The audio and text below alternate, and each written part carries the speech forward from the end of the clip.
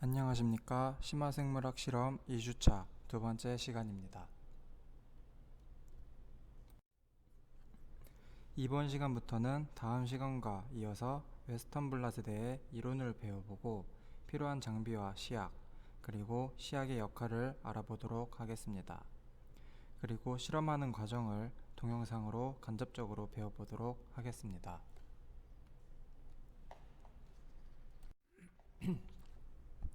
2주차 두 번째 강의에서는 웨스턴 블랏의 원리와 실험을 진행하기에 앞서 재료와 방법 소개, 그리고 실험에 필요한 개를 만드는 방법에 대해 배워보도록 하겠습니다.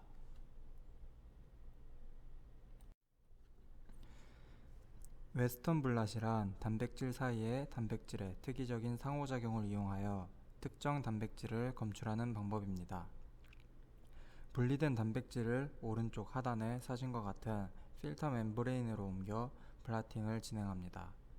이후 블라팅된 단백질들을 특정 항체 안티바디를 이용하여 육안으로 볼 수 있게 검출할 수 있습니다. 어떤 성분을 분리하냐에 따라 사용하는 겔이 달라집니다. 통상 DNA는 아가로우스로 만든 아가로우스 겔을 사용하며 위와 같은 단백질을 분리할 때는 아크릴 아마이드를 이용한 아크릴 아마이드 겔을 사용합니다.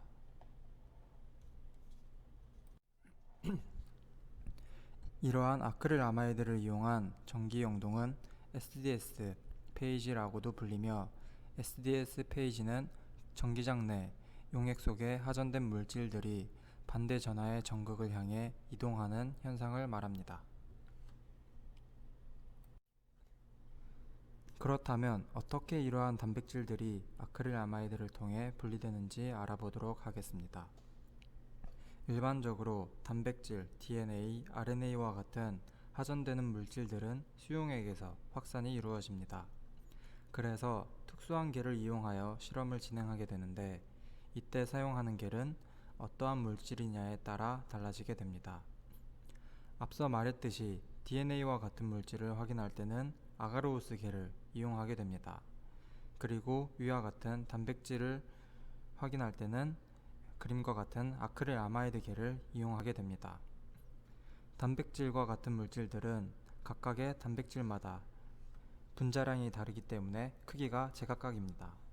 그래서 크기에 따라 확산의 속도가 달라지게 됩니다. 보통 분자량이 큰 단백질일수록 느리게 이동하며, 분자량이 작은 단백질일수록 빠르게 이동하는 특성을 고려하는 방법입니다.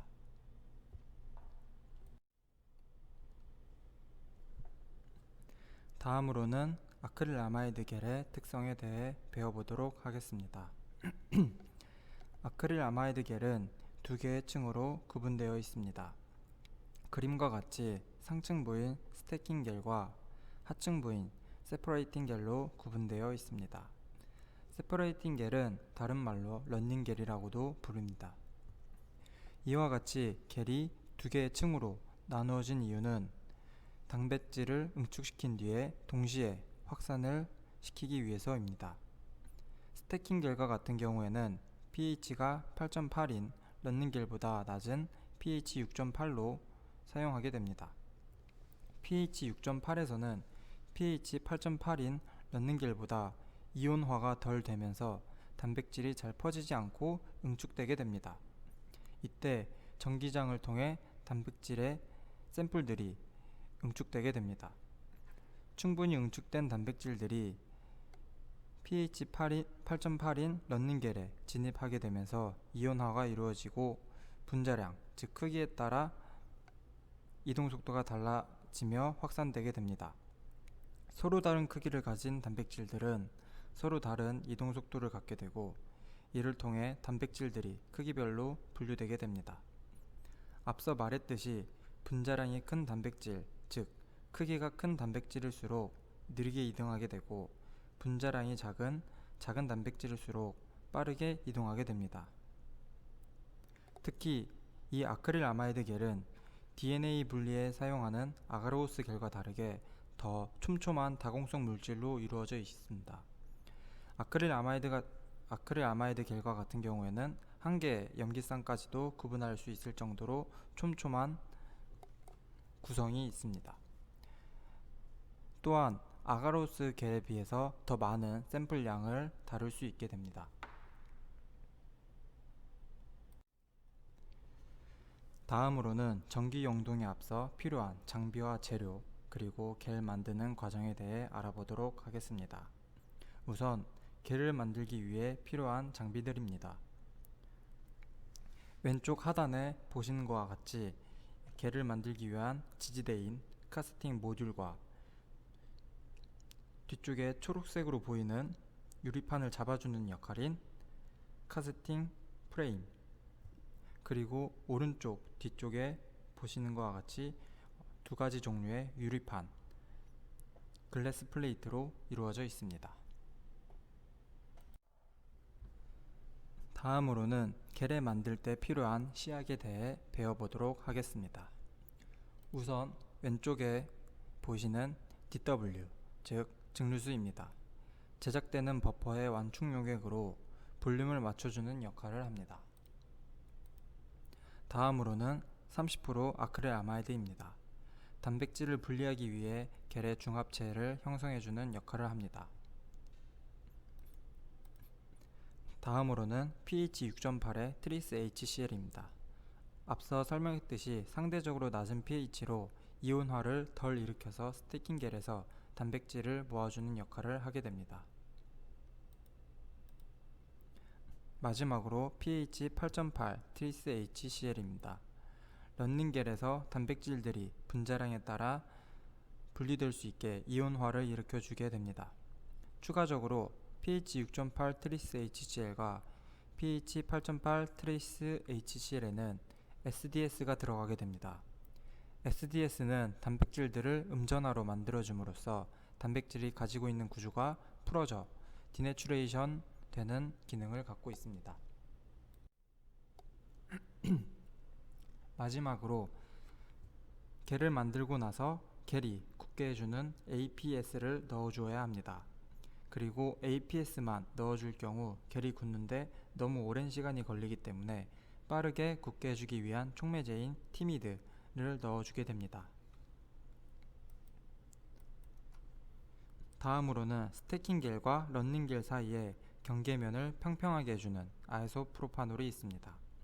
실험을 실제로 진행하다 보면 런닝 겔을 넣어주다 보면 기포가 생기기 마련인데, 이때 아이소프로파놀을 넣어줌으로써 기포를 없애주고 밀도 차이에 의해 생긴 런닝 겔을 눌러주어 평평하게 만들어 주는 역할을 하게 됩니다.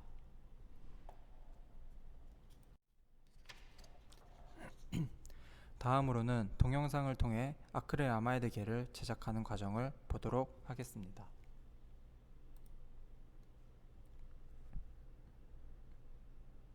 우선 첫 번째로 깨끗하고 온전한 겔을 만들기 위해 글래스 플레이트, 즉 보시는 유리판을 알코올로 깨끗하게 닦아주는 작업을 진행합니다. 유리판은 총 두 종류가 있으며 지금 보시는 유리판은 숏 플레이트라고 합니다.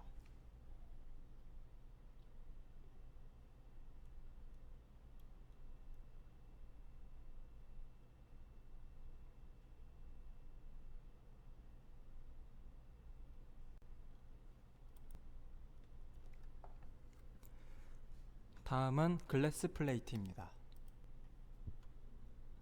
글래스 플레이트는 숏 플레이트와 다르게 좀 다르게 생겼는데 겔의 모양을 잡아주는 형태와 샘플을 주입하는 콤을 꽂을 수 있는 부분이 있습니다.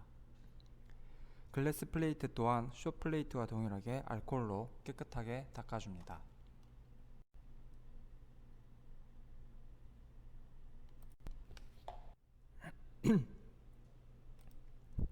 다음으로는 숏 플레이트와 글래스 플레이트를 결합하여 겔 카스팅 프레임에 결합해 준 뒤 겔 카스팅 모듈에 결합하여 고정해 줍니다. 이때 숏 플레이트와 글래스 플레이트가 바닥에 반듯하게 고정되도록 해주어야 합니다.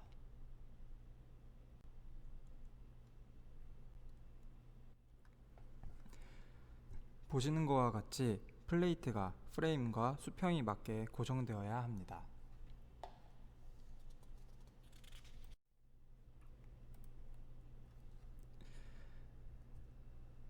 만약에 수평이 맞지 않고 프레임과 플레이트가 조금이라도 어긋나게 되면 보시는 것과 같이 개를 넣어 주었을 때 이렇게 새는 것을 발견할 수 있게 됩니다.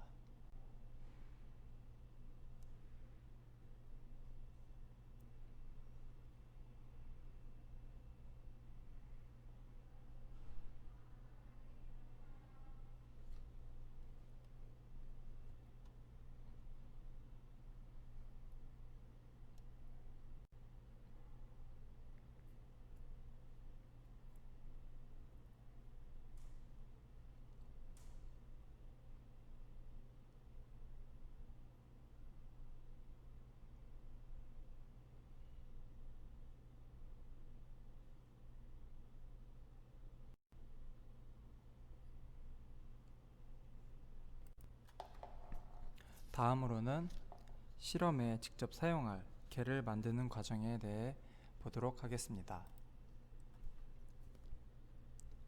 본 영상은 총 8개의 개를 만드는 볼륨으로 영상이 제작되었습니다. 우선 런닝개를 만들 때 DW를 넣어줍니다.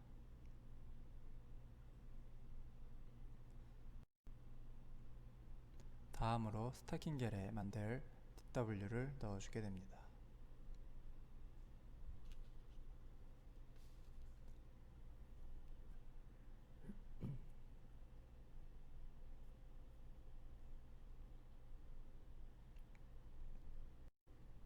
다음으로는 30% 아크릴아마이드를 넣어주게 됩니다.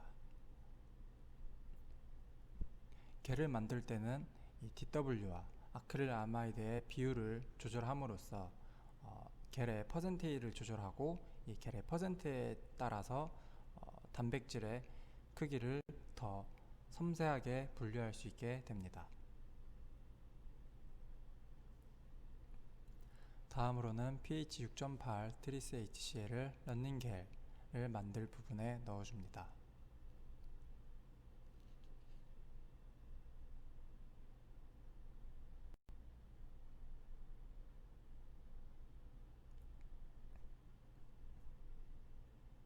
다음으로는 스타킹겔을 만들 부위에 pH 8.8 트리스 HCl을 넣어줍니다. 마지막으로 10% APS를 넣어주게 됩니다.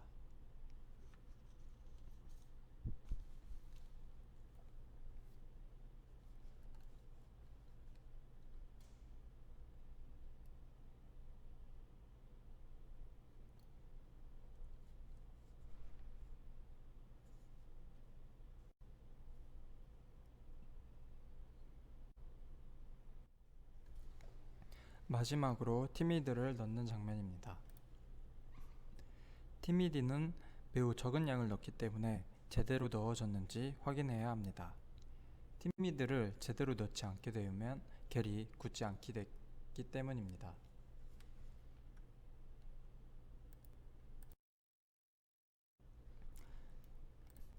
마지막으로 볼텍싱을 통하여 넣어준 시약들이 골고루 섞여주며 겔을 만들기 위한 준비가 끝나게 됩니다.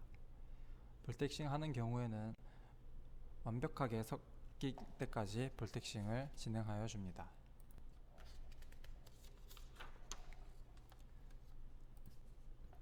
사전에 준비한 플레이트에 런닝겔을 주입하여 줍니다. 런닝겔을 주입해 줄 때는 스태킹겔을 넣을 수 있을 공간인 약 1에서 1.2cm 정도 남겨 주어야 합니다.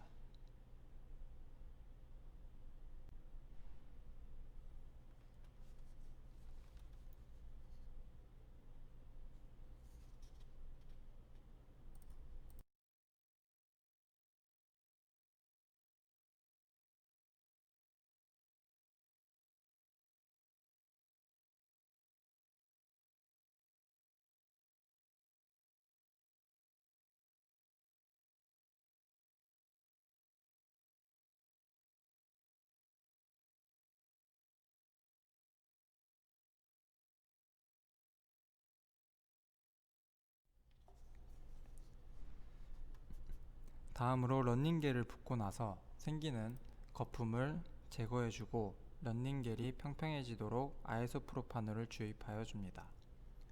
보시다시피 아이소프로파놀을 넣어주면 거품이 사라지고 겔이 평평해지는 것을 관찰할 수 있습니다.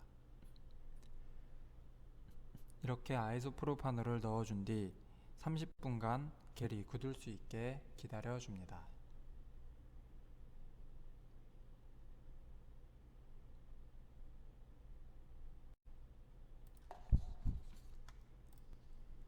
겔이 굳으면 런닝겔 상단에 존재하는 아이소프로파놀을 중류수를 통해 워싱해 줍니다.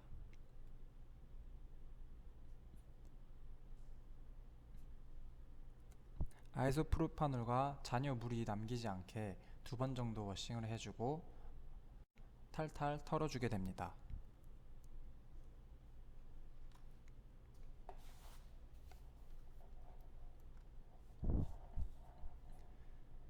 그리고 마지막으로 물이 남지 않도록 티슈를 통해서 깨끗하게 닦아줍니다.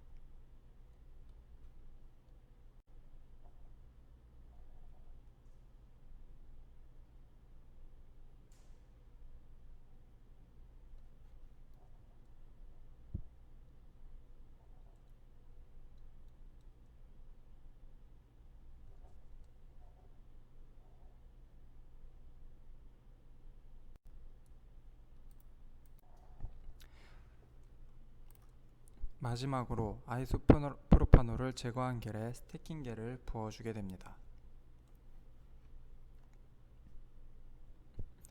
다음으로 샘플을 넣을 수 있을 콤을 만들어주기 위해 웰을 꽂아주게 됩니다. 웰은 볼륨과 콤의 개수에 따라 다양한 종류가 있습니다.